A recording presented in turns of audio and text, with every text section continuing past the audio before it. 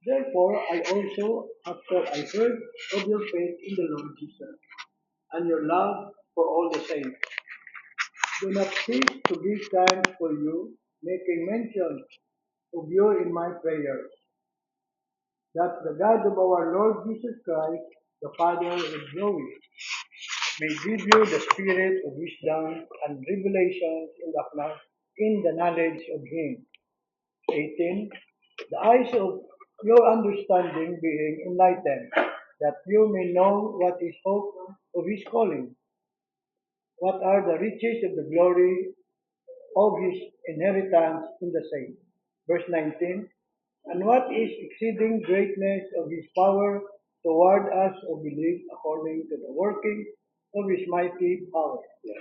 May the good Lord bless the reading of His word. Okay, thank you, Brad. So, Ephesians chapter 1, verses 15 hasta sa 19. So, Ephesians 1:15 to 19, ga padayon ta sang pagtuon sang Ephesians chapter 1. Now, we are now, okay, during the past Fridays, ang atong ginatunan about the spiritual blessings nga naagom ta because we are in Christ or because we belong to Jesus Christ. Natunan naton kung ano kadako ang mga blessings nini. So, we studied all that from verses 1 up to 14. Paglambot na sa verse 15, si Paul now begins to pray. The question is why? Siguro, the reason for that is because overwhelmed gid siya sa blessings sa Ginoo, and ang buwa sina, he is moved to pray for us na or for the Ephesians, by extension dala na kita, he is moved to pray that kita nga mga Christians who have received all of these blessings will really appreciate how rich we are in Christ. Kaya ang problema kasi we take these blessings for granted no? Kung basahon mo ng Ephesians 1, you will find out that it is divided into two halves. Ang first half is matawag naton the great benediction. Inablang ga praise gid siya sa Ginoo. Blessed be God for all these spiritual blessings. Pero paglambot mo sa verse 15, we now come to what is known or what is called the great intercession. So in Ephesians 1 can be divided into two parts. The great benediction, blessed be, the great intercession. I pray that the Lord will, etc. Okay. Now, I would like to share with you some observations aparte sini, no? Ang sigurong application nga makuha din naton is that when we pray, iti ari na kita sa part about prayer dapat we should combine both praise and request. Ang Ephesians 1 nagsugod sa benediction or praise. Ang verse 15 sa Ephesians 1 is now about asking or requesting from God. Question, how do we pray? Kalabanan sa aton, or halos tanan kita, ang laban nga unod sa aton prayers is about ask. How about thanksgiving for what we have already received?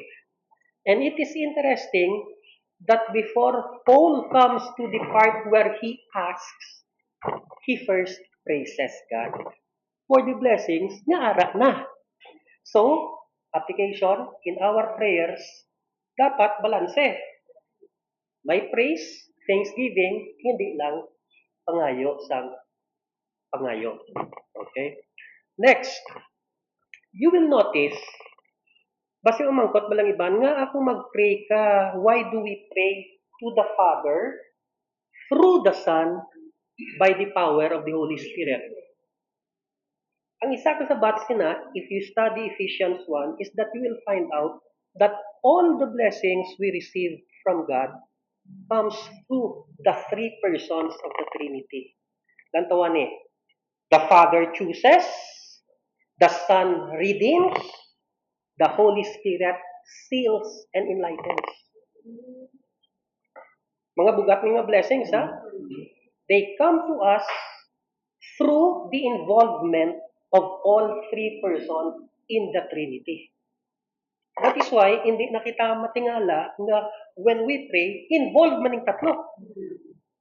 The Father, we pray to the Father in the name or through the Son and by the power of the Holy Spirit. So we go now to the prayer proper. Basahon tang verse 15. Therefore, I also, after I heard of your faith in the Lord Jesus and your love for all the saints, verse 16, do not cease to give thanks for you, making mention of you in my prayers. Ano ang observation nga makuha tadi? Number one, if you are a true Christian, these two things will be true of you. You have faith in the Lord Jesus Christ, of course. Eh kung wala ka pagtuo kay Jesus Christ, how can you be called a Christian? And number two, you love the brethren. Anong hambal ni Jesus? By this shall all men know that you are my disciples if you have love for one another. Okay. Another observation. Kundi nagambal si Paul. Therefore, I also, after I heard of your faith in the Lord Jesus and your love for all the saints, do not cease to give thanks for you, making mention of you in my prayers. Anong point de? Paul was encouraged by the example nga nakita niya sa ila. In other words, we should be careful about our testimony and our lives because if we live lives nga nami gid pleasing gid sa Ginoo kag makit-an sang aton mga fellow Christians nga we have faith in the Lord Jesus Christ and love for one another, they will be encouraged by our example and they will be moved to pray for us. Okay? In other words, we do not live just for ourselves. Hindi kita pwede magkabuhi nga pataka lang yung lakitas if wala sang may maapektuhan. Wala kita gali kabalo, ang aton kabuhi ginalantaw sang iban. We can either be an encouragement or we can be a stumbling block. If we are an encouragement, ang resulta, hambal sa verse 16, I do not cease to give thanks for you, Lord. Thank you sa kabuhi sang ina nga utod na encourage kit ko tungod sa iya, Lord. Pabuga na apagid siya spiritually and in every other aspect. Okay, so that's another application nga makuha tadi. Okay. Next application. I do not cease to give thanks for you, making mention of you in my prayers. Okay. What's the application? Very obvious. We should pray for one another. Especially kung may makitaan, we do not only pray for those nga nakita naton nga nagakinahanglan sa bulig. We should also pray for those nga nakita naton nga are doing well in the Lord. And we should pray that the Lord will all the more bless them. Okay? Their lives are a blessing to others. Sang Friday na, sang isa ka Saturday, last Saturday, hindi ga-pray kami sang, may group kami nga prayer group, no? Composed of sinagari, mga elders in the church, no? Kag, or mga leaders sa diri sa Ictus. And we pray. We pray for Pastor Joe.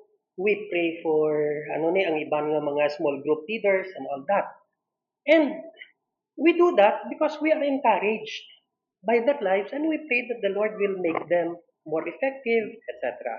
So, amo ning application siningin basa naton. And isa pa gid ka application, making mention of you in my prayers. Kisa ako magpray kita for our brethren, hindi specific, tamaan ka general. Di ba? Ang pagkaintindi ko din, making mention of you, but silingon, let's be more personal and specific and particular sa aton pag-pray. Ginaisa-isa gid naton, ginamensionar gid naton ang ngalan niya. Hindi lang lang general Lord, please bless all the members of the small group. Kaya daw kalisi. Daw tinawag. Kung sino hindi kisa kung tamad ka tamo mayaw-yawan ko kung sino gina-impress ang Lord. Pero ang punto dira nga let us be more serious siguro sa aton pag-pray and less lazy about how we pray for one another. Okay. Padayon kita. Next, observation and application. How should we pray for our brethren? Kaya ang title actually sa aton devotional is Praying for the Brethren. There is a verse 17, hambal dira, that the God of our Lord Jesus Christ, the Father of glory, may give to you the spirit of wisdom and revelation in the knowledge of Him. Above all, we should pray for their growth in spiritual wisdom. Okay, nami gid na nga we pray for the physical and material needs ng aton mga brethren in Christ. Pero ang ginpuntirya gid ni Pablo is that you pray for spiritual wisdom nga tagaan sila nga tagaan kita sang Dios sang kaalam when it comes to holiness, when it comes to knowing God, spiritual wisdom. There's a verse in the book of Proverbs nga paborito ko. Proverbs 4:7. Hambal dira, wisdom is supreme. Even if it cost you all you have, get wisdom. Amo na nga, kung may ato ni space ko, libro.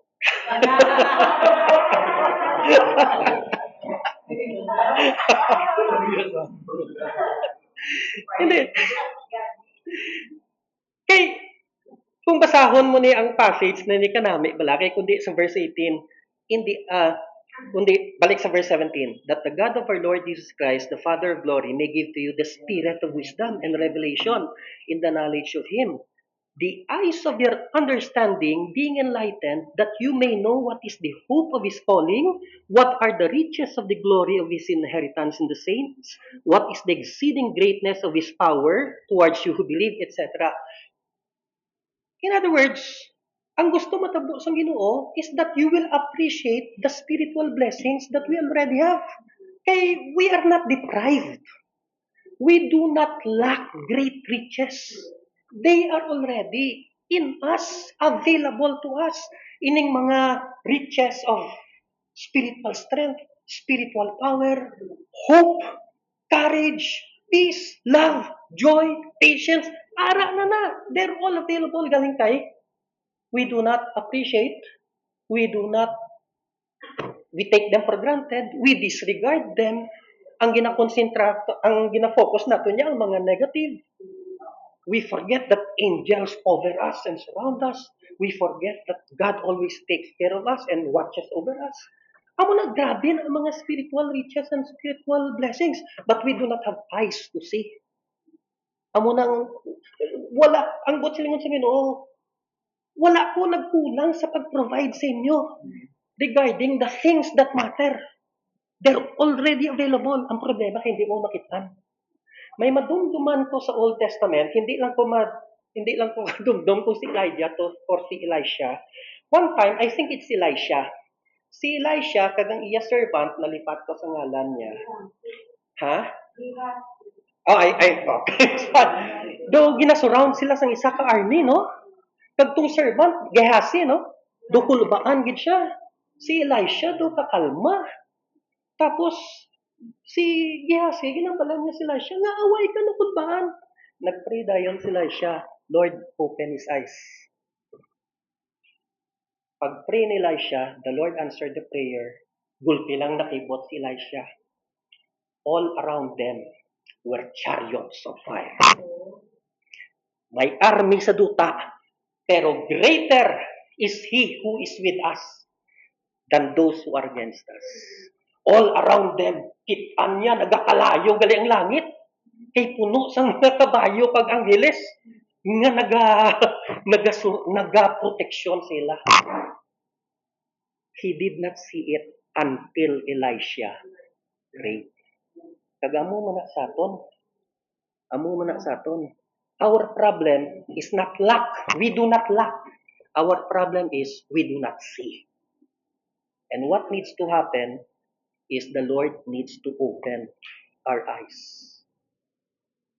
That everything you need to face the challenge, to face the trial, it's there. The strength of God, the power of the Holy Spirit, the peace of God which surpasses all understanding, the grace of God which is sufficient for all our weaknesses. It's all there. All that needs to happen now is for us to see because we are blind. That is why ang ginpangayo ni Pablo, Lord, open their eyes, that the eyes of their heart may be enlightened to see how rich they are, how provided they are, how protected they are, how strong they are with the strength of God. It's all around them. It's in us. It's around us. It's all over us. But we do not see. Like Gehazi, he did not see nga all around them were chariots of fire. Ato yung iba, ato yung kontra nila, chariots lang to. Iniya, chariots of fire. Ano sa Biblia, no? Chariots of fire. By the way, I think diragin ko ang title to sa movie to bla. Parte sa Olympian to nga Eric Liddell. Nga, kapatid ka na sang kay, ano lang music na, dang dere de de de dan dere de de Chariots of Fire. Diragin pa.